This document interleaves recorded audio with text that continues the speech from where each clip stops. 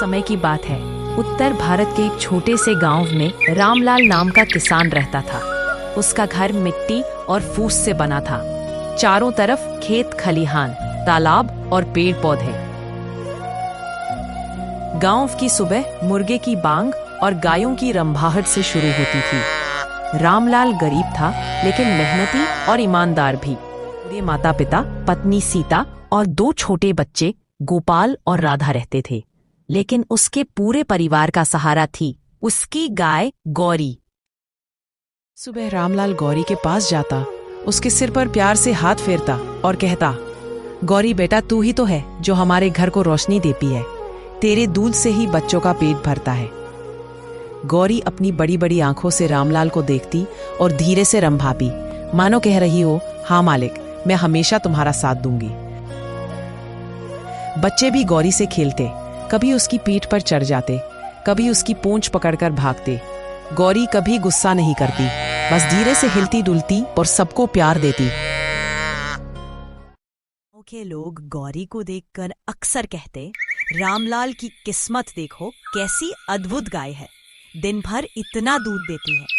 हाँ, काश ये गाय हमारी होती, हम तो पैसे कमा लेते। धीरे धीरे कुछ लालची लोगों की नजर गौरी पर पड़ गई। एक रात आधी रात को गांव के 2 चोर रामलाल के घर में घुसे। चांदनी रात थी, सब सो रहे थे। चोर धीरे धीरे गौरी की रस्सी खोलने लगे। जैसे ही वे उसे खींचकर बाहर ले जाने लगे, गौरी जोर से रंभाने लगी।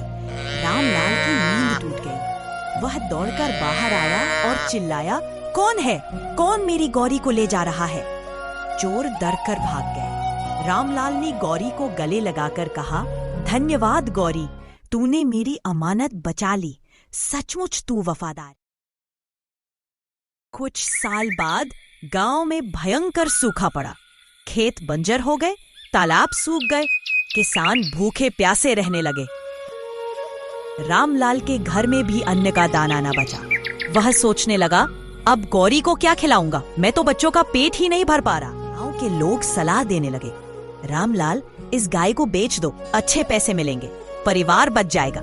लेकिन रामलाल का दिल कांप उठा। उसने गौरी की आंखों में देखा। गौरी शांत खड़ी थी, जैसे कह रही हो, मुझे मत छोड़ना मालिक, मैं तेरा साथ कभी नहीं छोड़ूंगी। रामलाल ने दृढ़ स्वर में कहा, नहीं, मैं अपनी गौरी को कभी नहीं बेचूंगा। ये मेरे परिवार। कई दिन भूखे प्यासे रहने के बावजूद गौरी ने दूध देना बंद नहीं किया। भले ही थोड़ा सा दूध देती, लेकिन वह बच्चों के हिस्से में हमेशा पहुंच जाता। सीता ने एक दिन कहा, सुनते हो, ये गाय हमसे ज्यादा भूखी है, लेकिन फिर भी अपना सब कुछ हमें दे रही है। यह सचमुच देवी स्वरूपा है। रामलाल की आंखें भर आईं। काफी संघर्ष के बाद आखिरकार बादल बरसे, खेतों में हरियाली लौट आई, अन्न उगने लगा, गांव में फिर से जीवन। रामलाल ने गौरी को गले लगाकर कहा, गौरी, तू ही तो मेरी असली ताकत है। तेरी वफादारी ने हमें इस संकट से निकाला है। एक दिन गांव में एक अमीर व्यापारी आया। उसने गौरी को देखा और दंग रह गया। किसान भाई, ये गाय तो खजाना है, मैं इसे खरीदना चाहता हूँ। इसके बदले सोने के 10 सिक्के दूंगा। गांव वाले हैरान रह गए। 10 सोने के सिक्के बहुत बड़ी रकम थी। लेकिन रामलाल ने मुस्कुराकर कहा, माफ करना साहब, गौरी बिकाऊ नहीं है। इसने मेरे कठिन समय में मेरा साथ दिया है। मैं इसे किसी भी धन दौलत से नहीं तोल सकता। व्यापारी ने रामलाल की ईमानदारी देखकर उसकी झोली अनाज और पैसे से भर दी और कहा, तुम सच में धन्य हो किसान, तुम्हारे जैसे लोग ही इंसानियत की मिसाल है। गांव वाले रामलाल और गौरी की कहानी सुनकर कहते, सच्ची वफादारी और प्रेम कभी व्यर्थ नहीं जाते। धन दौलत तो आ जाती है, चली जाती है, लेकिन रिश्ते और निष्ठा सबसे कीमती होती है। गौरी भी गर्व से खड़ी रहती, जैसे उसे भी अपनी वफादारी पर अभिमान हो। दोस्तों, आपको कहानी कैसी लगी? कमेंट में अपनी राय जरूर दें। ऐसी ही वीडियो रोज देखने के लिए चैनल को सब्सक्राइब करें और शेयर करें। दोस्तों, कहानी अच्छी लगी हो तो लाइक करना ना भूलें।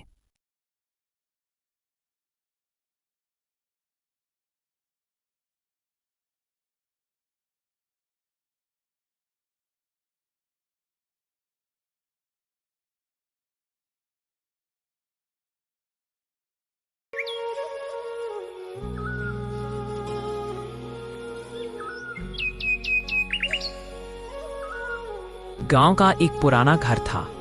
उस घर में सवित्री देवी नाम की माँ रहती थी। भी यही घर हंसी खुशी से भरा रहता था। आंगन में तुलसी का पौधा, दीवारों पर मिट्टी की खुशबू और माँ की ममता से घर महकता था। माँ के 3 बेटे थे, रामलाल, श्यामलाल और मोहनलाल। तीनों की शादी हो चुकी थी। घर बड़ा था लेकिन दिल छोटे होते जा रहे थे। सवित्री देवी ने अपने बच्चों को पालने में कितनी कठिनाइयां सही थीं, यह वह अकेली जानती थी। बरसात में छत टपकती थी लेकिन बच्चों को भीगने नहीं देती थी। खुद भूखी रह जाती थी लेकिन बच्चों के लिए रोटियां रख देती थी। सर्दी की ठंडी रातों में अपने गीले कंबल से बच्चों को ढक देती थी। वही बच्चे बड़े होकर अपनी दुनिया में व्यस्त थे। माँ की कुर्बानियां उन्हें याद तक नहीं थीं। एक दिन माँ को तेज बुखार हो गया। उसने बड़े बेटे रामलाल से कहा, बेटा, जरा हकीम से दवा ले आ। रामलाल बोला, अम्मा, अभी खेत जाना है, शाम को देख लूंगा। लेकिन शाम आई, दवा नहीं आई। माँ ने दूसरे बेटे श्यामलाल से कहा, बेटा, मेरे लिए जरा खिचड़ी बना दो, ताकत नहीं है। श्यामलाल बोला, अम्मा, मैं काम करके थक गया हूं, खिचड़ी चाहिए तो बहुओं से कहो। बहुएं बोली, हम आपके लिए क्यों खिचड़ी बनाएं? आप तो बस बीमार पड़ती रहती हो।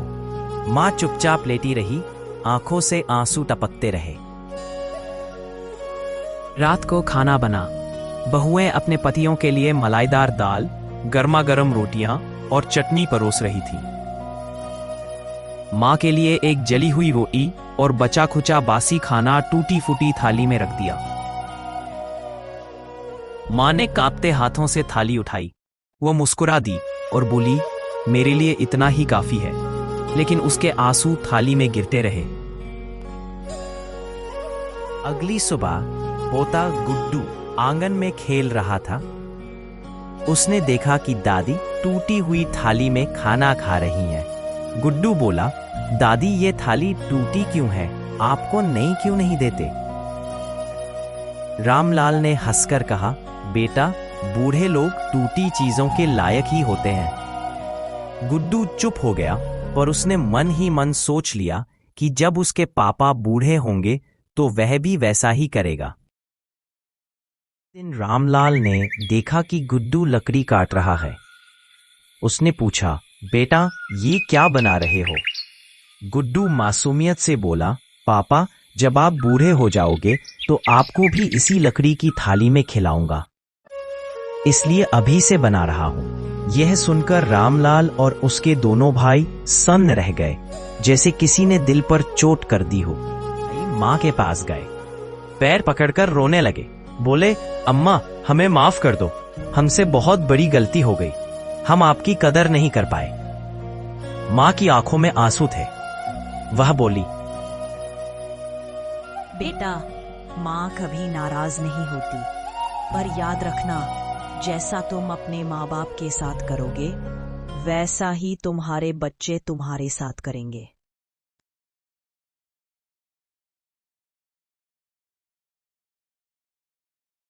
उस दिन से घर का माहौल बदल गया। अब माँ को सबसे पहले खाना मिलता। नई थाली में गर्मा गर्म भोजन परोसा जाता। बहुएं इज्जत से बात करती, बेटे पास बैठकर हालचाल पूछते।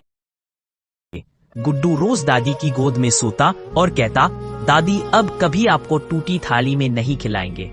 धीरे धीरे माँ का बुढ़ापा आसान हो गया। बेटे और बहुएं उसकी सेवा करने लगे। घर में फिर से प्यार और इज्जत लौट आई। ओम। माँ बाप भगवान का रूप होते हैं। जो अपने माँ बाप का अपमान करता है उसका कभी भला नहीं होता। बच्चे वही सीखते हैं जो हम करते हैं। अगर हम अपने माँ बाप को सम्मान देंगे तो कल हमारे बच्चे भी हमें सम्मान देंगे। आपको कहानी कैसी लगी? कमेंट में अपनी राय जरूर दें। ऐसी ही वीडियो रोज देखने के लिए चैनल को सब्सक्राइब करें और शेयर करें। दोस्तों, कहानी अच्छी लगी हो तो लाइक करना ना भूलें।